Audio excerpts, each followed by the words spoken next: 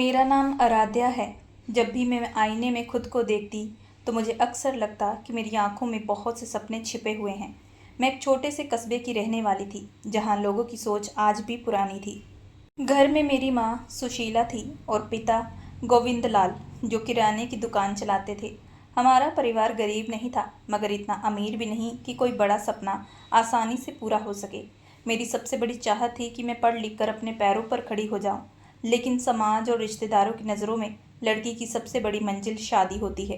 22 साल की थी और मैं बीए कर रही थी। क्लास में हमेशा अच्छे नंबर लाती थी। मेरे दोस्त कहते कि आराध्या का चेहरा जितना मासूम है उतनी ही समझदारी उसके शब्दों में है। मुझे पढ़ाई करके अलावा लिखने का शौक था, कहानियाँ, कविताएं, डायरी। लेकिन मेरी ज़िंदगी का उस वक्त अचानक बदल गई जब एक दिन माँ ने कहा, बिटिया तेरे लिए एक रिश्ता आया है। लड़का दिल्ली में नौकरी करता है, बहुत अच्छा घर है उनका। मेरी सांस जैसे थम गई। मैंने कहा, माँ मैं अभी पढ़ना चाहती हूँ, मुझे शादी नहीं करनी। लेकिन माँ की आंखों में चिंता और समाज का डर साफ झलक रहा था। उन्होंने धीरे से कहा, तेरे पापा की हालत देख, रोज दुकान पर कितनी मेहनत करते हैं। अगर अब तू अपने घर बसाएगी उनका बोझ हल्का होगा। उस दिन पहली बार मुझे एहसास हुआ कि लड़की की चाहत से ज़्यादा समाज और घर वालों की चिंता बड़ी होती है। कुछ हफ्तों बाद मेरी शादी तय हो गई। लड़के का नाम था विवेक। वो पढ़ा लिखा, स्मार्ट और दिल्ली में एक बड़ी कंपनी में नौकरी करने वाला था। मैंने उसे सिर्फ तस्वीर में देखा था, मुस्कुराता चेहरा, आंखों में आत्मविश्वास। पर जाने क्यों मेरे दिल में कोई उत्साह नहीं था। शादी की तैयारियां शुरू हुई, रिश्तेदार आए, गहनों का लेन देन हुआ और मैं हर रस्म निभाती रही पर अंदर से खाली खाली महसूस करती रही। शादी के दिन जब मैं लाल जोड़े में आईने के सामने बैठी तो मेरे मन में सिर्फ एक सवाल गूंज रहा था, क्या यही मेरी ज़िंदगी है? क्या अब मेरे सारे सपने यहीं ख़त्म हो जाएंगे? विवेक अच्छा इंसान था। शादी के शुरुआती दिनों में उसने काफ़ी देखभाल की। हम दिल्ली शिफ्ट हो गए। वहाँ की चमक दमक, बड़ी बड़ी इमारतें, भागती दौड़ती ज़िंदगी मेरे लिए बिल्कुल नहीं थी। शुरुआत में सब अच्छा लग रहा था। विवेक सुबह ऑफिस जाता और मैं घर संभालती। लेकिन धीरे धीरे मुझे लगने लगा कि मेरी ज़िंदगी सिर्फ 4 दीवारों तक सीमित गई है। विवेक का स्वभाव शांत था लेकिन उसके परिवार की अपेक्षा भारी थी। उसकी माँ कमला देवी अक्सर फ़ोन पर मुझे ताने देती, तूने खाना ठीक से बनाया या नहीं? हमारे घर की बहुएं तो काम में निपुण होती हैं। धीरे धीरे विवेक का भी बदलाव आने लगा। पहले जो मुस्कुरा कर बातें करते थे अब ऑफिस से लौटते ही थकान का बहाना बनाकर चुपचाप हो जाते। मैं उससे अपनी भावनाएं साझा करना चाहती थी पर वो कह देता कि आराध्या प्लीज़, मुझे थकान होती है, फालतू की बातें मत करो। मैंने कोशिश की कि खुद को व्यस्त रखने की, डायरी लिखने लगी, खिड़की से बाहर शहर को देखने लगी, लेकिन मन में खालीपन और बढ़ता गया। एक दिन विवेक ने कहा, आराध्या मैं चाहता हूँ कि तुम भी किसी कोर्स में दाखिला ले लो, खाली बैठकर करोगी क्या? उसकी ये बात मेरे लिए उम्मीद की किरण थी। मैंने पास के कॉलेज में एडमिशन ले लिया। वहाँ मेरी मुलाकात आरव से हुई। आरव मेरी क्लास का स्टूडेंट था, थोड़ा संकोची लेकिन बातों में गहराई थी। उसने जब पहली बार मेरी लिखी हुई किताब पढ़ी तो बोला, तुम्हारे शब्द दिल को छू जाते हैं, तुम्हें लिखना नहीं छोड़ना चाहिए। आरव की बातें सुनकर मेरे अंदर फिर से जीने की इच्छा जागने लगी। वो दोस्त था पर उसकी दोस्ती ने मुझे एहसास करवाया मैं अब भी अपने सपनों को जी सकती हूँ। धीरे धीरे मैं आरव से अपनी बातें शेयर करने लगी। उसने कभी कोई गलती सीमा पार नहीं की, बस सुनता रहा, समझता रहा। लेकिन विवेक को हमारी दोस्ती पसंद नहीं आई। एक दिन उसने गुस्से में कहा, आराध्या मुझे अच्छा नहीं लगता कि तुम बार बार उस लड़के से बातें करो। तुम मेरी पत्नी हो, किसी और से इतनी नज़दीकियाँ क्यों? मैंने समझाने की कोशिश की, वो सिर्फ दोस्त है विवेक, उसने मुझे जीने का हौसला दिया है। पर विवेक चुपचाप कमरे से बाहर चला गया। उस दिन उसकी आंखों में शक की एक परछाई मैंने साफ देखी। दिन बीतते गए, विवेक का गुस्सा और चुप्पी बढ़ती गई। आरव की दोस्ती मेरे लिए सहारा थी लेकिन मैं जानती थी कि ये रास्ता आसान नहीं है। और फिर एक दिन कुछ ऐसा हुआ जिसने मेरी ज़िंदगी की नींव हिला दी। विवेक ऑफिस से अचानक जल्दी घर आया। मैंने दरवाज़ा खोला तो उसकी आंखों में अजीब सा गुस्सा था। उसने मेरे हाथ में डायरी छीन ली और जोर से बोला, तुम्हारे दिल में मेरे लिए जगह भी है या शब्दों में बस आरव का नाम है? उस पल मुझे लगा कि मेरा संसार अब बिखर रहा है। अब इसी तरीके से आराध्या की जिंदगी बीतने लगी थी। उसकी शादी को पूरे 3 साल हो चुके थे। रिश्ते की खामोशियां और विवेक के शक के बावजूद उसकी जिंदगी में एक नई रोशनी आई। वो माँ बनी थी। उसकी गोद में जब पहली बार नन्ही बच्ची आई तो उसे लगा जैसे उसकी दुनिया फिर से खिल गई हो। छोटी सी गुलाबी उंगलियां, मासूम चेहरा और अधूरी मुस्कान। आराध्या की आंखों से आंसू बह निकले। मेरी गुड़िया, मेरी पूरी दुनिया, उसने धीमे से कहा। लेकिन विवेक की आंखों में वैसी चमक नहीं थी। वो उदास स्वर में बोला, लड़की हुई है, और चुपचाप खिड़की से बाहर देखने लगा। आराध्या ने उसकी बेरुखी महसूस की, मगर उसने बेटी को गले से लगाकर खुद से वादा किया, भले ही दुनिया से स्वीकार न करे, मैं अपनी बेटी को पूरी दुनिया दूंगी। बेटी का नाम रखा गया अनवी। वो बड़ी प्यारी और हंसमुख थी। एक दिन आराध्या अनवी को गोद में लेकर पास के मंदिर गई। जैसे उसने मंदिर की दहलीज पार की, अचानक मंदिर की घंटियां तेज तेज बजने लगी। पंडित जी ने आश्चर्य से कहा, अरे, ये तो बिना किसी के छुए अपने आप बजने लगी है। लोग इधर उधर देखने लगे और उसी पल अनवी जोर से रोने लगी, इतना जोर मानो किसी अदृश्य दर्द से तड़प रही हो। आराध्या ने उसे गले से लगाया, चुप हो जा बेटा, डर मत। लेकिन जितनी देर मंदिर में शोर गूंजा, अनवी उतनी ही जोर से चिल्ला रही थी। जैसे आराध्या बाहर निकली, घंटियां अपने आप थम गई और अनवी भी चुप हो गई। गांव की औरतें फुसफुसाई, ये बच्ची साधारण नहीं लगती। घर लौटते विवेक गुस्से से बोला, तुमने फिर से सबके सामने तमाशा बना दिया। पहले लोग बातें कर रहे हैं, अब कहेंगे कि हमारी बेटी अशुभ है। आराध्या ने धीमे स्वर में कहा, अनवी मासूम है विवेक, वो बच्ची है। भगवान के घर में ही शोर क्यों उठा, ये मुझे भी समझ में नहीं आया।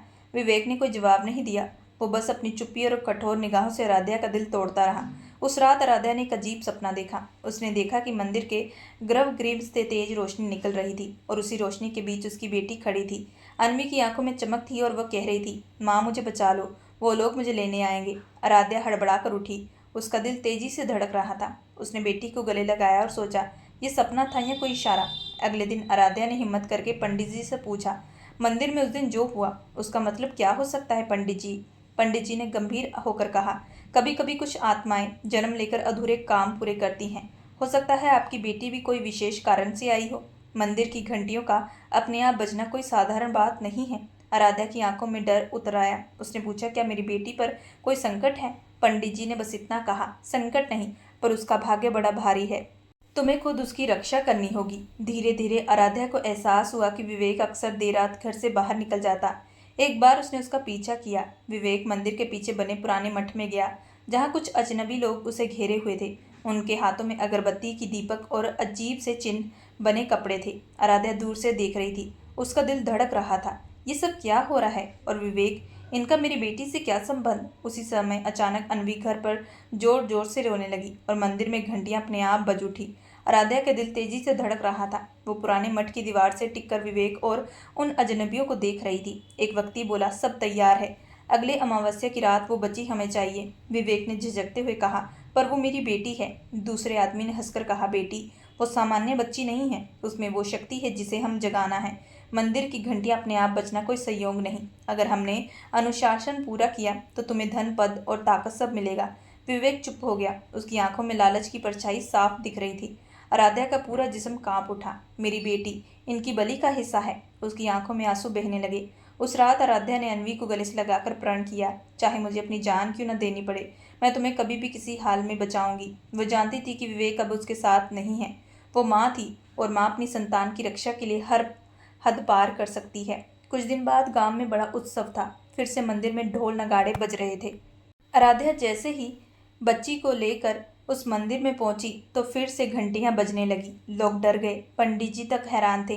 अनवी चीख चीख कर रोने लगी और इस बार सबने साफ देखा, उसकी छोटी हथेलियों से हल्की सी रोशनी फूट रही थी। गांव में फुसफुसाहट शुरू हो गई। ये बच्ची साधारण नहीं, इसमें कोई दैवीय शक्ति है। आराध्या ने घबराकर उसे गोद में कस लिया। उसी रात विवेक ने आराध्या से कहा, मुझे लगता है कि अनवी को मठ में ले चलना चाहिए, वहाँ साधु लोग उसकी रक्षा करेंगे। आराध्या ने सीधे उसकी ओर देखा। नहीं विवेक, मुझे पता है तुम क्या करने वाले हो। तुम मेरी बच्ची को बेच दोगे। विवेक का चेहरा कठोर हो गया। तुम्हें मेरे खिलाफ नहीं जाना चाहिए था आराध्या। ये बच्ची तुम्हारे लिए बोझ है, लेकिन मेरे लिए वरदान। उसके शब्द सुनकर आराध्या का दिल टूट गया। अमावस्या आई। मठ के चारों ओर काला धुआं और मंत्र और मशालों की रोशनी थी। विवेक और वे लोग तैयार खड़े थे। आराध्या ने अपनी बेटी को चादर में लपेट कर छिपाया और भागने की कोशिश की, लेकिन विवेक ने रास्ता रोक लिया। कहाँ जा रही हो? उसे हमारे हवाले कर दो। आराध्या की आंखों में आंसू और आग दोनों थे। नहीं, ये मेरी बेटी है, मेरी आत्मा का हिस्सा है, मैं तुम्हें उसे छूने नहीं दूंगी। विवेक ने जबरदस्ती बच्ची छीनने की कोशिश की। आराध्या ने चीखते हुए कहा, भगवान मेरी बेटी की रक्षा करना। जैसे साधु लोग अनुशासन शुरू करने लगे, अचानक मंदिर की घंटी अपने आप बजने लगी। पूरा आकाश बिजली से कांप उठा। अनवी रोते रोते अचानक शांत हो गई। उसकी आंखों से हल्की सी चमक निकली और चारों ओर फैल गई। साधु लोग घबराकर भागने लगे। ये शक्ति हमारे बस की नहीं। विवेक अवाक खड़ा था। आराध्या ने बेटी को कसकर गले लगाया, लेकिन तभी एक पत्थर की भारी मूर्ति गिरने लगी। जो सीधे अनवी पर गिर सकती थी। आराध्या ने बिना सोचे समझे बेटी को धक्का देकर किनारे किया और खुर्द मूर्ति के नीचे आ गई। मूर्ति के नीचे दबकर आराध्या की सांसें तेज चल रही थी। उसने बेटी के छोटे से चेहरे को देखा। अनवी मेरी गुड़िया, तुम्हें जीना है, डरना मत, मैं हमेशा तुम्हारे साथ रहूंगी। उसकी आंखों में आंसू बहे और होठों से अंतिम सांस निकली। आराध्या की आत्मा चली गई, लेकिन उसके से अलग की गई बेटी की चीख आसमान तक गूंज उठी। लोग भागकर आए और उन्होंने देखा मूर्ति टूट चुकी थी। आराध्या की जान जा चुकी, लेकिन अनवी सही सलामत थी। पंडित जी ने कांपती आवाज में कहा, यह बच्ची साधारण नहीं है, इसकी माँ ने अपना जीवन देकर इसे बचाया है। अब ये खुद भगवान की अमानत है। विवेक वहीं खड़ा था, सदमे में। उसकी आंखों में पछतावे की आंच थी, लेकिन अब बहुत देर हो चुकी थी। गांव में आज भी कहा जाता है कि जब भी मंदिर की घंटी अपने आप बजती है तो आराध्या की आत्मा होती है, जो अपनी बेटी को आशीर्वाद देने के लिए आती है। अनवी बड़ी हुई और उसे हमेशा ये एहसास रहा कि उसकी माँ ने उसे बचाने के लिए अपनी जान दे दी। उसके हर कदम में, हर सांस में उसकी माँ की ताकत और दुआएं शामिल थी। दोस्तों, मैं आशा करती हूँ कि आप लोगों को ये कहानी पसंद आई होगी।